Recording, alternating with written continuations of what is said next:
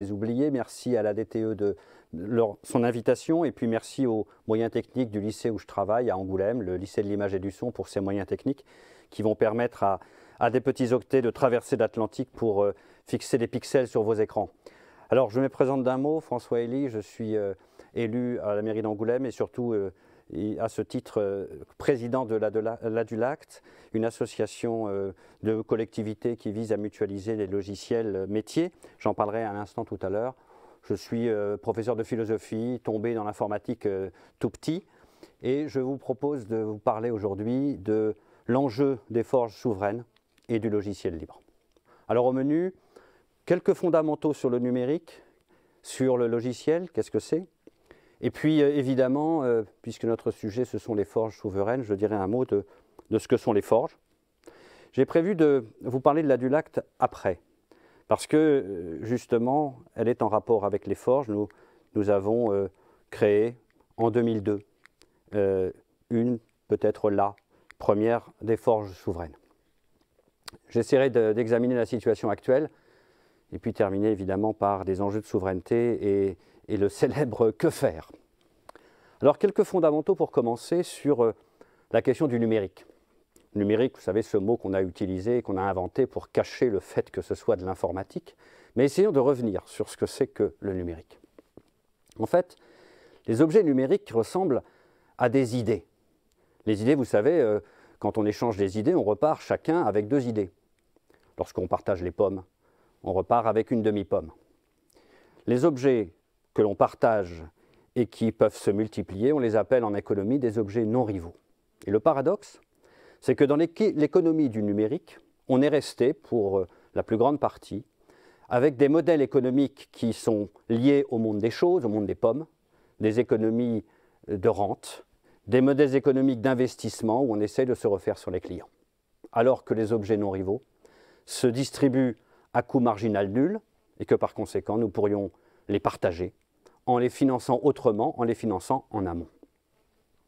Alors, qu'est-ce que c'est que le logiciel? Et on va voir l'application des objets non rivaux au monde du logiciel. Les logiciels existent de 2 manières. Il y a le code source, la recette de la cuisine, la recette de cuisine, et puis il y a le code exécutable, celui dont on vous dit qu'il est très, très dangereux, très interdit, tout à fait absurde de chercher à le décompiler, à le partager avec votre voisin. Mais en fait c'est possible. Et la limitation est uniquement juridique. Si nous les financions autrement, nous pourrions les partager. Et peut-être d'ailleurs sont-ils faits pour être partagés. Alors il y a 2 modèles économiques. Des modèles d'investissement dont j'ai parlé qui visent la rente, avec des rentes insolentes où les marges sont de 90% pour des objets qui ont été amortis depuis fort longtemps. Et puis, nous pourrions envisager, promouvoir, développer, étudier des modèles de valeur ajoutée où nous finançons en amont et ensuite distribuons, partageons, nous pourrions faire évoluer ensemble ces objets numériques. Ça vaut d'ailleurs pour les logiciels, mais ça vaudrait aussi pour des encyclopédies, pour des cartes, évidemment. Vous avez reconnu Wikipédia ou OpenStreetMap. Autrement dit, les logiciels pourraient être, comme les cartes et comme les encyclopédies, des communs. Pensez aux mathématiques. Il y a 25 siècles, Pythagore interdisait à ses disciples de partager les théorèmes et leurs démonstrations. Et puis un jour, Hippaste de Métaponte, un de ses disciples, a livré le grand secret. Le grand secret, c'est qu'il n'y a pas de secret. Et depuis, eh bien, je sais que mes élèves qui veulent faire de l'argent ne font pas de philosophie, ils apprennent les mathématiques, et les mathématiques, depuis 25 siècles, sont libres. On peut les copier, les étudier, les partager, les améliorer. Ce sont les 4 libertés du logiciel libre. Nous pourrions construire des modèles économiques, ils existent, ce sont les modèles de la science, à partir d'objets libres que l'on partage, cette notion de bien libre sur laquelle avait réfléchi Jean-Baptiste Say au siècle dernier, enfin au siècle d'avant. Alors, pour ceux que ça intéresse, l'éditeur Erol m'a demandé en 2009 d'écrire sur les modèles économiques autour du logiciel libre. Voilà, c'est un petit peu de publicité personnelle. Mon slogan depuis 2002, c'est que l'argent public ne doit payer qu'une fois. Je sais d'où vient l'argent public, il vient de vos poches, il vient des impôts. Nous devons le considérer comme précieux. Et ce que produit l'argent public, nous devrions le considérer comme du patrimoine. Et peut-être à la faveur du Covid, nous serons assez pauvres pour être intelligents. Alors, qu'est-ce que c'est qu'une forge? Une forge, c'est un système de production. On devrait s'intéresser au système de production du logiciel. Au XIXe siècle, des gens comme Marx, les économistes, les gens de philosophie politique vont s'intéresser à la manière dont on produit les choses, à la manière dont on finance les usines, à la manière de travailler dans les usines. Eh bien, on devrait de la même façon s'intéresser au mode de production du logiciel. Et au début du XXIe siècle, on a commencé à voir éclore des forges, des endroits où se dépose du logiciel, mais pas seulement, où se produit du logiciel, le soleil ne se couche pas sur les forges, des développeurs de toute la planète eh bien, collaborent sur des forges ouvertes. Il y a bien sûr un autre moyen de produire du logiciel en mode bunker, protégé, et on s'aperçoit que c'est beaucoup moins efficace. Alors il y a des lieux de dépôt, historiquement SourceForge. Malheureusement, SourceForge était un logiciel propriétaire, et j'ai préféré en 2002 eh bien, que la Dulac construise une forge en France, une forge sur un logiciel libre pour abriter des logiciels libres. Le rêve que j'avais aussi, et je ne l'ai pas perdu de vue, c'est que ces forges soient non seulement des dépôts, mais des places de marché où on puisse faire du business autour de l'achat de code, de l'amélioration, de la communication, de la traduction. Il y a de l'argent à faire, non pas avec le code en le vendant, mais sur le code pour l'améliorer, parce que nous avons tous intérêt à ce qu'il soit meilleur. Alors, la Dulac eh bien, a été créée en 2002 pour développer du logiciel libre métier, non pas simplement pour utiliser les logiciels qui existent, mais pour faire exister les logiciels qui n'existent pas. Alors, nous avons créé quelques logiciels. Alors, j'en prends un, c'est OpenCimetière, parce que c'est la killer application pour rouler à tombeau ouvert dans le logiciel libre. Donc, c'est une application qui est assez intéressante parce que personne ne code des gestions de cimetière la nuit pour s'occuper avec des pizzas. Si nous n'avions pas fait, si la ville d'Arles en France n'avait pas développé OpenCimetière, eh bien, nous continuerions à acheter des logiciels propriétaires pour gérer les cimetières. Nous avons développé un parapheur électronique, des gestions de contrôle de légalité, etc. etc. Ce n'est pas l'objet ici. Et puis, récemment, un label, Territoire numérique libre, qui récompense les collectivités qui s'investissent le plus dans ce domaine. Et puis, un comptoir du libre, où nous pouvons croiser à la fois une liste des logiciels existants, des logiciels libres évidemment, à destination des métiers, des collectivités, des administrations, et puis une liste de prestataires qui font du service sur ces logiciels, qui sont capables de les installer, de les maintenir, de les faire évoluer, et puis une liste d'utilisateurs, de collectivités qui les ont intégrés dans leur parc logiciel. Mais surtout, nous avons eu l'intuition qu'il fallait sur ce patrimoine eh bien, un coffre, il fallait un écrin. Et en 2003, en avril 2003, nous avons monté une des premières forges. Alors, ce n'était pas dans un garage, je n'ai pas de garage, mais c'est dans ma cave. Nous avions installé la première forge souveraine pour les collectivités, les administrations, les hôpitaux français, à dulac.net en 2003. Et puis, nous avons réussi à convaincre l'État, le gouvernement français, qui lançait un programme qui s'appelait ADEL, Administration électronique. Nous avons convaincu de mettre dans leur programme ADEL une forge souveraine. En 2005, AdmiSource, que depuis l'État nous a confié. Voici un témoignage, les plateformes AdmiSource et Adulac mutualisent leurs ressources. L'État nous a confié les logiciels qui étaient développés sur AdmiSource. Et puis, nous avons réussi avec un ami, nous sommes montés à la Commission européenne, nous avons dit à la Commission, eh bien, écoutez, plutôt que de mutualiser chacun dans son coin, nous pourrions mutualiser ensemble. Et nous avons convaincu la Commission européenne de monter une forge européenne pour partager entre les pays d'Europe, qui s'appelle Ozor.eu, qui a été créé en 2008 et qui depuis, je crois que c'était en 2011, a rejoint un méta-projet qui s'appelle JoinUp et qui réunit les programmes de partage. Il n'y a pas que du partage du logiciel, il y a aussi du partage de spécifications, du partage de législation, etc. à l'échelle européenne. Alors, quelle est la situation actuelle? Et nous allons voir l'enjeu des forges. La situation actuelle, d'une certaine façon, elle est très encourageante, puisqu'il y a quand même de bonnes nouvelles.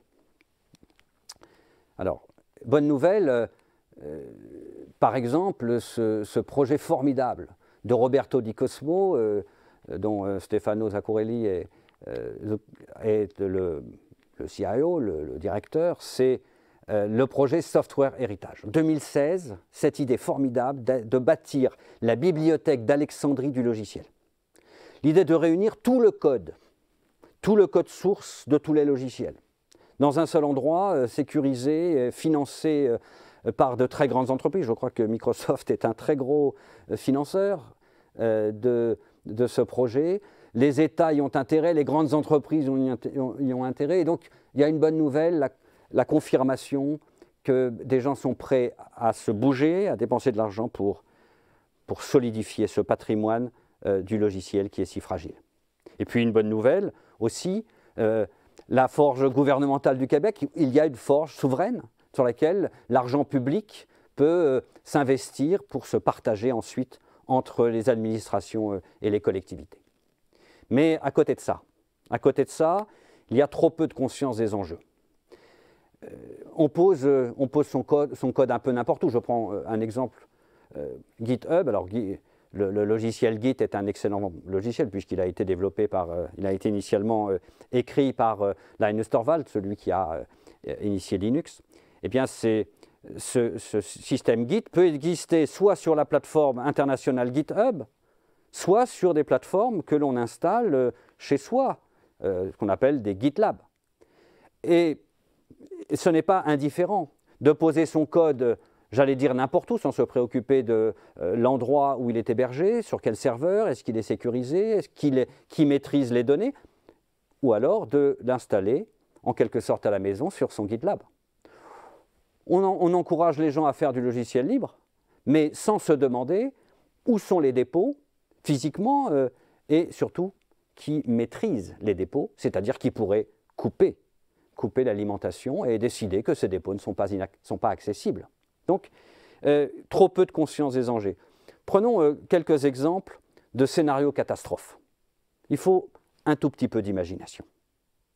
Imaginez un éditeur qui décide que le système d'exploitation qu'il a vendu soit obsolète, qu'il ne le maintienne plus. Il a décidé de manière unilatérale. Ses clients s'aperçoivent soudain qu'il va falloir racheter la nouvelle version. Pas la peine de donner des exemples, vous m'avez compris. Mais passons au logiciel libre. Imaginez que les dépôts de Docker, Vagrant ou Puppet deviennent inaccessibles. Imaginez que nous soyons amenés à ne plus trouver la dernière version, le dernier patch de sécurité de ces codes. C'est tout le cloud qui s'effondre. Excusez du peu. Imaginez une forge physiquement située à l'étranger qui est l'objet d'un embargo politique. Imaginez la situation, eh bien, nous serions en danger dans la mesure où tout s'arrêterait. Nos machines s'arrêteraient, nos serveurs s'arrêteraient. Alors, nous sommes très peu conscients des dangers parce que nous manquons un tout petit peu d'imagination. Êtes-vous sûr que vous maîtrisez tous les outils de votre administration? Prenons un exemple un peu plus dramatique. Est-ce que vous maîtrisez tous les composants de vos systèmes d'armes? Est-ce que vous en êtes sûr? Est-ce que quelqu'un ne pourrait pas couper simplement, je ne sais pas, les systèmes d'exploitation de vos armes? Nous sommes extrêmement dépendants et nous n'avons peut-être pas conscience de notre dépendance. Sommes-nous dépendants? Sommes-nous indépendants? Ou simplement croyons-nous l'être? Est-ce que nous sommes en train de danser sur un volcan? Et quel est surtout notre degré de dépendance? Est-ce que nous sommes capables de le mesurer, de l'apprécier et éventuellement d'agir en conséquence? Quel est notre degré d'inconscience? Je crains qu'il soit très élevé. Alors que faire? Que faire? Prendre conscience d'abord. Retrouver une culture du risque, pas la culture de la sécurité. La culture de la sécurité, c'est une culture souvent inconsciente où on manque un peu d'imagination, où on s'imagine être en sécurité. Nous savons tous qu'il ne suffit pas de sécuriser les machines, il ne suffit pas de sécuriser les outils. Le périphérique le plus dangereux, c'est celui qui est entre la chaise et le clavier. Donc, retrouver une culture du risque, c'est retrouver une culture d'imagination. Imaginons le pire et envisageons les correctifs qui nous permettent d'éviter le pire. C'est ça la culture du risque. Et la principale conscience que nous devrions retrouver, c'est la conscience que nos objets numériques sont fragiles. Si nous ne les copions pas sans cesse, si nous ne changeons pas de disque sans cesse, ces objets s'effacent. Pensez à vos photos de famille. Où seront-elles dans 20 ans? À part le papier qui peut se conserver 3000 ans s'il n'y a pas trop de souris, eh bien les objets numériques se conservent, eux, fort mal. Ils sont très fragiles.